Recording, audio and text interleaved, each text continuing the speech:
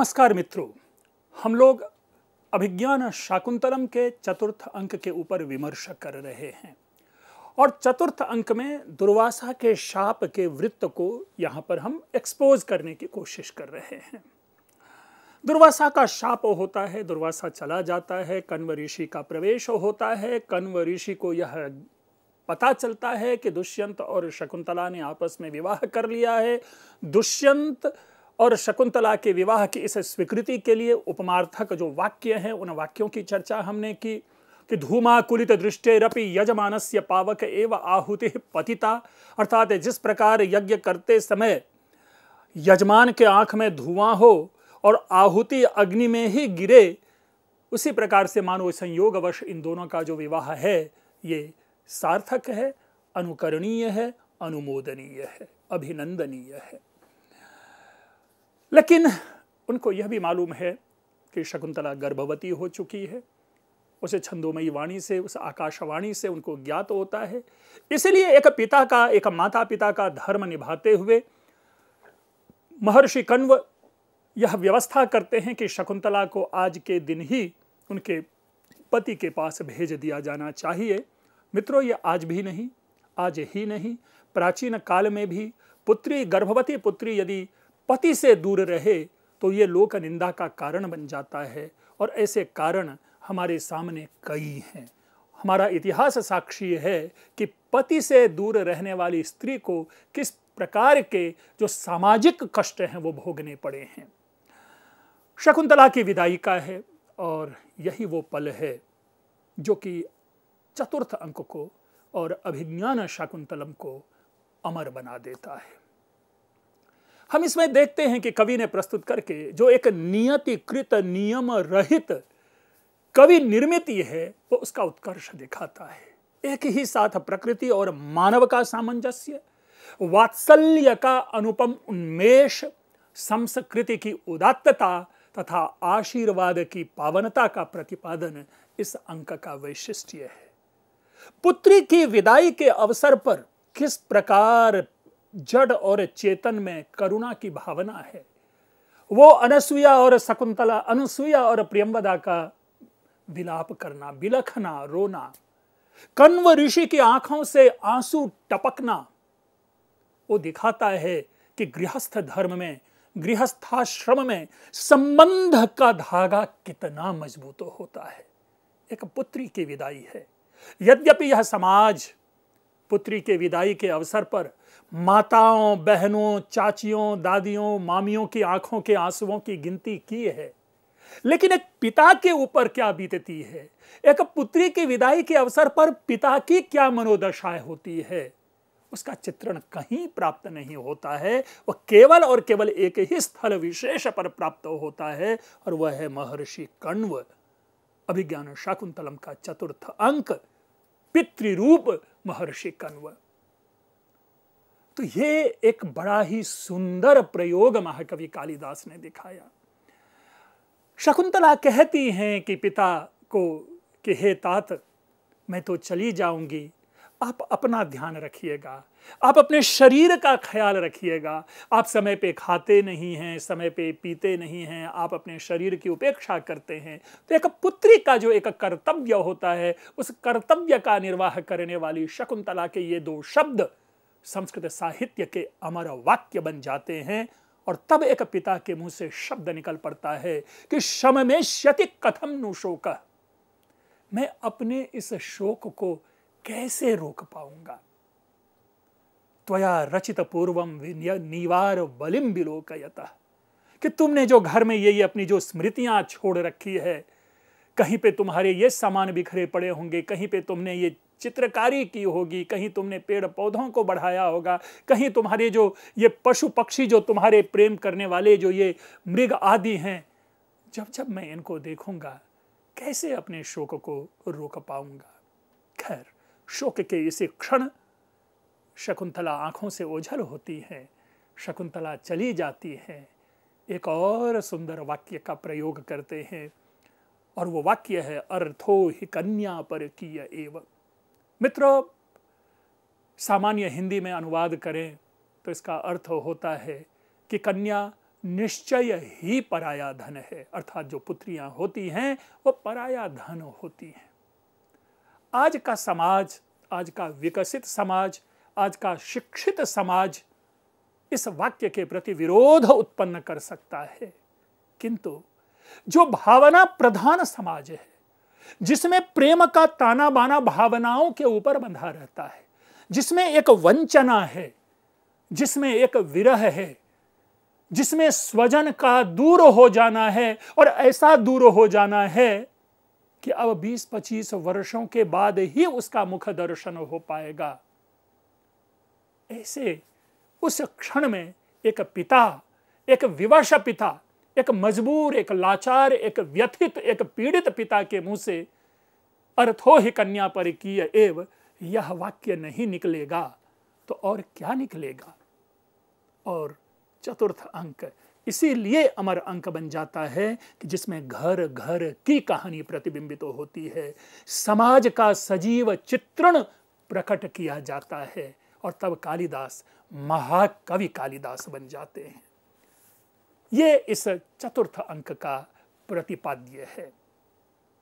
जिन 4 पद्यों की ओर मैंने इशारा करने का प्रयास किया था, काव्येषु नाटकम रम्यम तत्र रम्या शकुंतला तत्रापि चतुर्थोंकस तत्र श्लोक चतुष्टयम कह के उन 4 पद्यों को भी मैंने आपके सामने प्रस्तुत किया है। यद्यपि इसका विशिष्ट विमर्श किसी और क्षण किया जाएगा, लेकिन देखिए कि क्या सबसे पहले एक पिता, माता पिता के मन में चिंता उभरती है कि आज पुत्री चली जाएगी, कल विदाई होने वाली है, और आज से ही माता पिता शोक के सागर में डुबकी लगा रहे हैं और कह बैठते हैं कि यास्यत्यद्य शकुंतलेति हृदयम संस्पृष्टमुत्कंठया।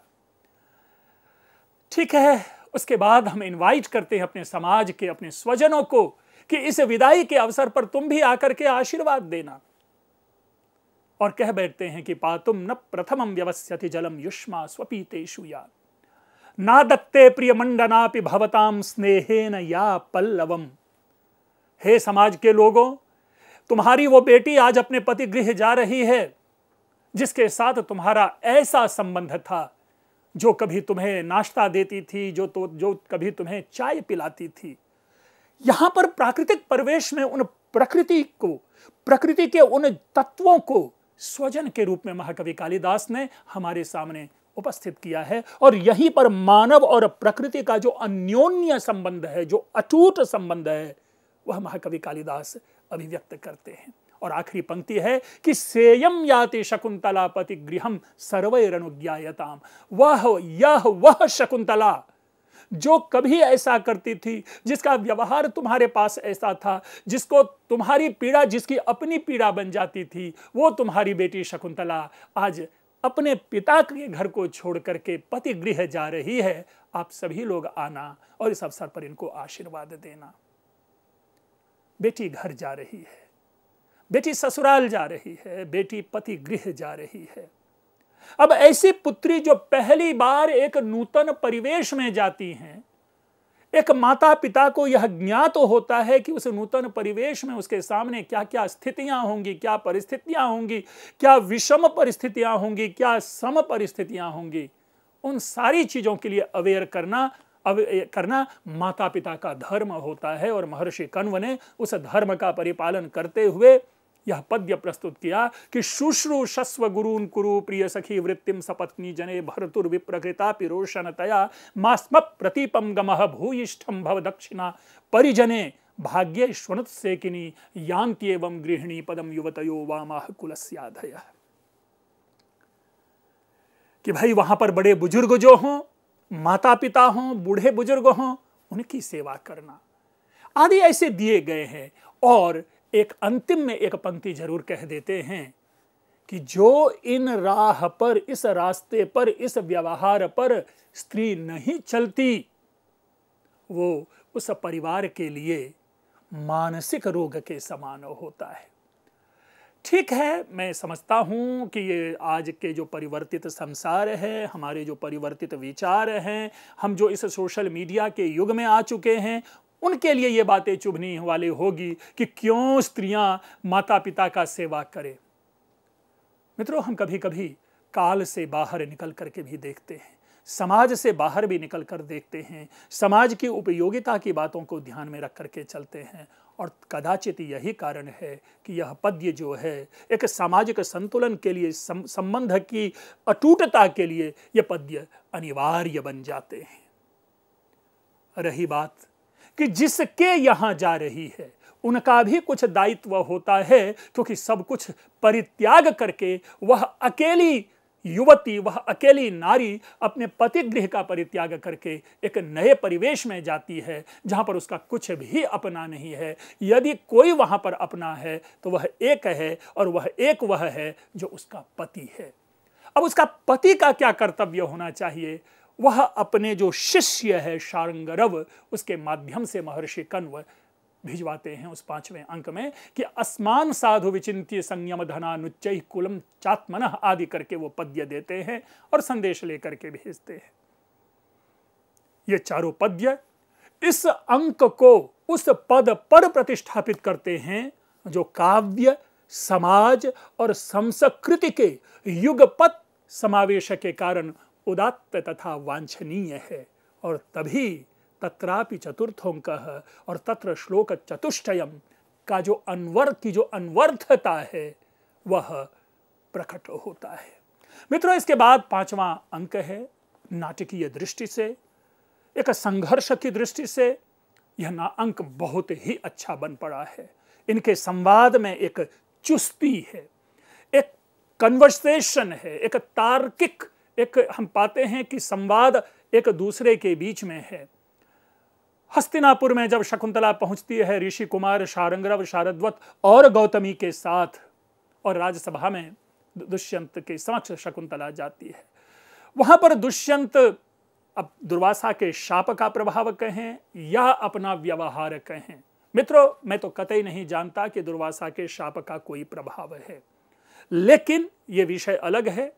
मूल विषय है जो सामान्य व्याख्या यही बनती है कि दुर्वासा के शाप के कारण दुष्यंत शकुंतला को नहीं पहचानता। आते समय अनसुया प्रियंवदा ने शकुंतला से कहा था कि यह अंगूठी जो है तुम दुष्यंत को दिखाए, अगर दुष्यंत कुछ मना करे तो। लेकिन दुर्भाग्यवश क्या होता है कि वह अंगूठी जब रास्ते में आ रही थी, आश्रम से हस्तिनापुर के बीच में एक शची तीर्थ है, उस शची तीर्थ में गंगा में स्नान करते समय वो अंगूठी उसके हाथ से गिर पड़ती है, और अभिज्ञान दिखाने का जब अवसर आता है तो वो अंगूठी उसके पास नहीं होती है। भरी सभा में शकुंतला को अपमानित तो होना पड़ता है, यहां तक कि बड़े ही कटु और कठोर शब्द कहते हैं जो पूरे के पूरे स्त्री समवाय को अपमानित करने वाला होता है, और वह दुष्यंत के मुख से निकलता है। शकुंतला को दुष्यंत स्वीकार नहीं करता। शार्ंगरव, शारद्वत, गौतमी तीनों लौट जाते हैं यह कहते हुए कि शकुंतला, अब तुम्हारे साथ यह तुम्हारा पति जो व्यवहार करे, जैसा व्यवहार करे, जैसा रखे तुम रहो, मैं यहां से चला। वो तीनों के तीनों वहां से वापस निकल आते हैं। दूसरी ओर दुष्यंत का पुरोहित है सोमरात, वह सोमरात कहता है, राजा से निवेदन करता है कि हे राजन, अगर शकुंतला, मैं उसे अपने यहां रखता हूं, अगर शकुंतला चक्रवर्ती गुणों से युक्त पुत्र को जन्म देती है तब तो आप इसके पति होंगे, ये आपकी पत्नी होंगी, और अगर ऐसा नहीं होता है तो फिर इसका कोई और उपाय करेंगे, आपकी पत्नी नहीं होगी। यह भी एक अपमान का विषय है। अब सारा का सारा विषय इस पर केंद्रित है कि यदि एक तो पुत्र जन्म देना चाहिए, पुत्री हो गई तो भी पत्नी नहीं, पुत्र हुआ और पुत्र में अगर चक्रवर्ती के लक्षण नहीं दिखाई पड़े तो भी पत्नी नहीं। तो ये बड़ा उहापोह है, स्त्रियों के लिए अपमान है, स्त्री मर्यादा के खिलाफ यह व्यवस्था है। और यह सारा दृश्य परिदृश्य उसकी माता मेनका से नहीं देखा जाता। उस व्यथित मरणासन्न अपमानिता अपनी पुत्री को मेनका उठा करके मारीच ऋषि के आश्रम में छोड़ आती है। छठा अंक मछुआरे का दृश्य है। इसमें एक मछुआरा एक रेहू मछली पकड़ता है, जिसके पेट से एक अंगूठी मिलती है। वो अंगूठी आदि के ऊपर में उस समय के जो सुरक्षा कर्मी है उसकी नजर जाती है, वो उसको मारता पीटता है, उसकी अंगूठी लेता है, वो अंगूठी पर दुष्यंत लिखा हुआ है। ये कहता है कि मुझे मछली के पेट से ये अंगूठी मिली है, लेकिन ये आरक्षी लोग कहते हैं कि नहीं, ये तुमने चोरी की है। तो उसने कहा कि आप ठीक है, दिखा दीजिए। राजा का साला है जो कि इन दोनों का बॉस है, जो सुपरवाइजर ऑफ सिक्योरिटी है, वो अंगूठी लेकर के दुष्यंत को दिखाने जाता है। दुष्यंत की स्मृति वापस आती है, सारा का सारा उसको स्मरण हो आता है। उसको यह भी स्मरण हो आता है कि उसकी पत्नी शकुंतला है। बस शकुंतला को प्राप्ति के लिए, शकुंतला को प्राप्त करने का उस चक्रवर्ती राजा में कोई प्रयास नहीं दिखता। स्मरण वापस होने के बाद प्रथम कर्तव्य यह होना चाहिए था कि शकुंतला कहां गई, कहां होगी, यदि सही में वह प्रणय था, प्रेम था। अस्तु, नाटक है, नाटक में इस तरह के ट्विस्ट दिए जाते हैं, सामाजिक के मन में इस प्रकार के प्रश्न छोड़े जाते हैं। उन प्रश्नों से जूझना समीक्षकों का कर्तव्य होता है, और उसी कर्तव्य का बोध मैं यहां पर इस प्रसंग से आप लोगों के सामने प्रस्तुत कर रहा हूं। दुष्यंत विलाप करता है, यह नहीं कि शकुंतला कहां गई होगी। ठीक है, मन में पीड़ा है शकुंतला को ना स्वीकार करने का, लेकिन उनको पीड़ा यह है कि अगर मैं मर जाऊंगा तो मेरे मुख में तिलोदक कौन देगा, क्योंकि मेरा तो कोई पुत्र ही नहीं, और जो पुत्र वाली शकुंतला आई थी उसका मैंने परित्याग कर दिया। आंसू बहा रहे होते हैं, उसी समय स्वर्गलोक से मातली आता है जो इंद्र का सारथी है।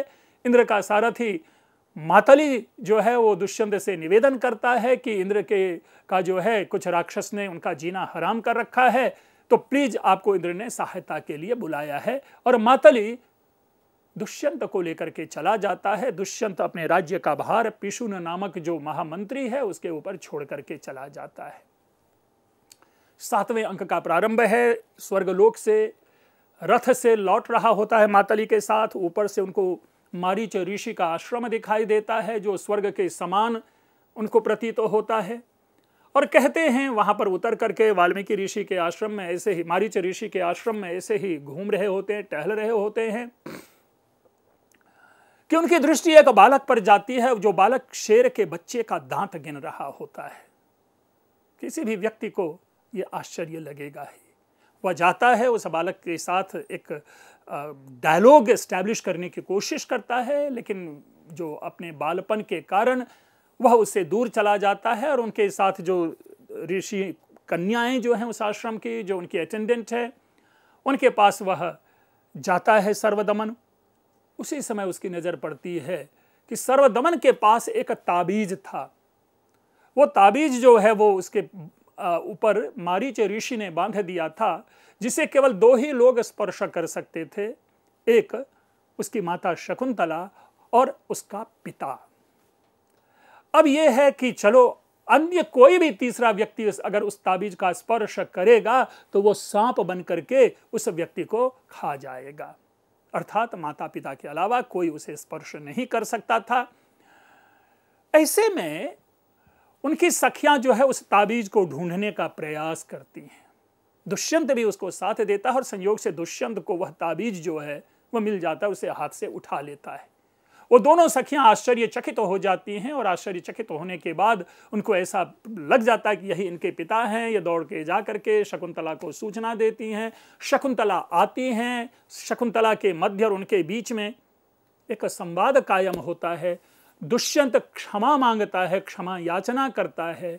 दुष्यंत और सर्वदमन शकुंतला के साथ मारीच ऋषि से मिलने जाते हैं। मारीच ऋषि से आशीर्वाद की प्राप्ति होती है, नायक और नायिका का मिलन होता है और इस प्रकार इस नाटक का सुखावसान होता है। मित्रों, कहानी तो है, अभिज्ञान शाकुंतलम की जो भाषा है, अभिज्ञान शाकुंतलम के जो भाव हैं, इसे एक प्रतीक नाटक के रूप में हमारे सामने प्रकट करता है। हमें यह भी जानना चाहिए कि कवि जब भी कभी किसी काव्य का निर्माण करता है तो उसमें एक सामाजिक संदेश निहित होता है। हर जड़ चेतन में प्रणय होता है। पुनरपि पुनः पुनः प्रेम को आधार बना करके कहानियां क्यों लिखी जाती है? क्योंकि यह विषय सर्वाधिक आकर्षक होता है। लेकिन इस आकर्षण में हम जब सामाजिक को डुबो देते हैं, तभी हम जो कहना चाहते हैं, जो संकेत देना चाहते हैं, जो संवाद उपस्थापित करना चाहते हैं समाज से, वह भाव अभिव्यक्त होता है। और उसमें महाकवि कालिदास को पूर्ण सफलता मिली है कि वो सामाजिक को क्या संदेश देना चाहते हैं। उन्होंने स्पष्ट रूपेण भरत वाक्य में दो वाक्यों का प्रयोग किया है। पहला वाक्य है प्रवर्तताम प्रकृति हिताय पार्थिव। मित्रों, संस्कृत के किसी भी नाट्य साहित्य में इस प्रकार के भरत वाक्य का प्रयोग हम नहीं देखते। प्रायशः वहां पर प्रयोग देखते हैं कि दूध की नदियां बहे, अमृत की बारिश हो और जो राजा हैं वे राजा चिरकाल तक पृथ्वी पर शासन करें। स्वयं महाकवि कालिदास ने अपने विक्रमोर्वशीयम में इसी प्रकार के भरत वाक्य का प्रयोग किया है। अन्यत्र मालविकाग्निमित्रम में भी इसी प्रकार का दृश्य और परिदृश्य समुपस्थित होता हुआ प्रतीत होता है। लेकिन अभिज्ञान शाकुंतलम के भरत वाक्य में ऐसा क्या है कि उनको कहीं ना कहीं अन्य से पृथक करता है? प्रवर्तताम प्रकृति हिताय पार्थिव। राजा प्रजा कल्याण की ओर ध्यान दें, मैं प्रवृत्त हूं। राजा प्रजा कल्याण में प्रवृत्त हूं। अर्थात महाकवि कालिदास कालीन समाज में राजा जो है अपने कर्तव्य से च्युत हो रहे थे, प्रजा पालन से विमुख हो रहे थे, अपने भोग विलासिता पूर्ण जीवन में अपने को रखने का प्रयास करते थे। उसी आनंद को वो परम आनंद समझ करके चलते थे। तो एक प्रकार से ये हिंट्स है राजा को कि हे राजा, जो समकालीन राजा हैं उनको अपने राज्य के अनुशासन की ओर मोड़ना। और दूसरी पंक्ति है सरस्वती श्रुत महता महीयताम। दो शब्द है, श्रुत शब्द भी आता है और श्रुति शब्द भी आता है। इसका क्या अर्थ है? अलग अलग लोगों ने अलग अलग प्रकार से अर्थ किया है और सामान्य रूप है यही कि जो वाणी पर अपने को लेकर चलने वाले होते हैं, सरस्वती वाणी, श्रुति, ऐसे जो वाणी रूपी जो शास्त्र हैं, जो वाणी से अपने जीवन का व्यापार चलाते हैं, ऐसे मनीषियों को, ऐसे महामुनियों को, ऐसे ऋषि मुनियों को अपने वाणी पर संयम रखना चाहिए। अर्थात उनका वाणी जो है, उनकी जो वाणी है वो सम्मान को प्राप्त हो।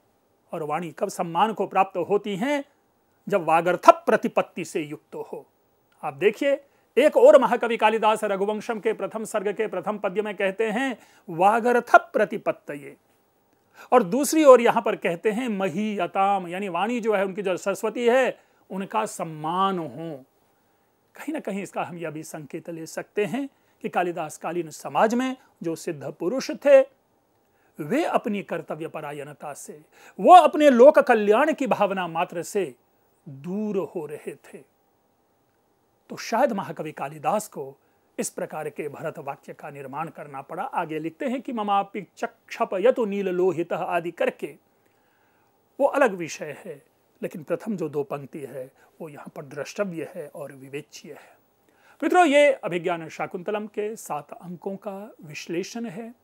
अगर हम इसकी एक संक्षिप्त समीक्षा अभी करें तो उसको इस रूप में देखते हैं कि कालिदास ने अपने इस नाटक में प्रेम का आरंभ तो भौतिक आकर्षण से दिखाया है, एक सर्वांग सुंदरी शकुंतला के प्रति दुष्यंत की आसक्ति, और उस शकुंतला की आसक्ति दुष्यंत के प्रति दिखाया है। और यही नहीं, इस पर टिप्पणी की जाती है। कदाचित रविंद्रनाथ टैगोर ने यह टिप्पणी की है कि दुष्यंत ने इस योग भूमि को भोग भूमि में बदल दिया था। अस्तु, ये तो अन्य समीक्षा के क्रम में चर्चा लाएंगे, लेकिन वो कौन सा भौतिक आकर्षण है? वो ये शकुंतला है जो कि अनाघ्रातम पुष्पम थी, जो किसलय मलूनम कर रुहैह थी।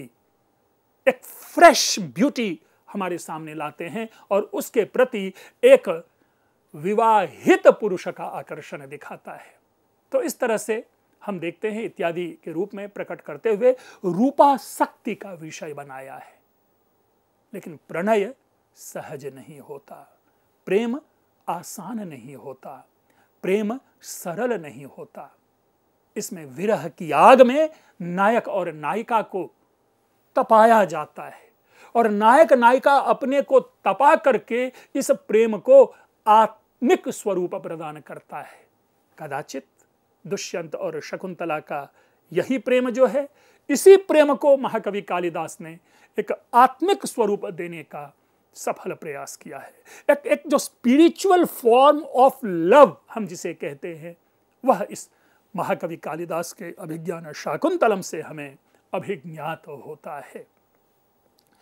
और देखिए, जो शारीरिक आकर्षण मालिनी नदी, यानी मालिनी नदी जहां पर शकुंतला का प्रथम मिलन था दुष्यंत से, कण्व ऋषि का आश्रम मालिनी नदी के तट पर था। तो जो शारीरिक आकर्षण मालिनी नदी के तटवर्ती कण्व आश्रम में प्रारंभ होता है, उसको परिणति पृथ्वी के ऊपर अंतरिक्षस्थ मारीच आश्रम में होती है, जहां समस्त भौतिक रत्नों की उपस्थिति में उच्चतम साधना किसी परम साध्य की प्राप्ति के लिए की जाती है।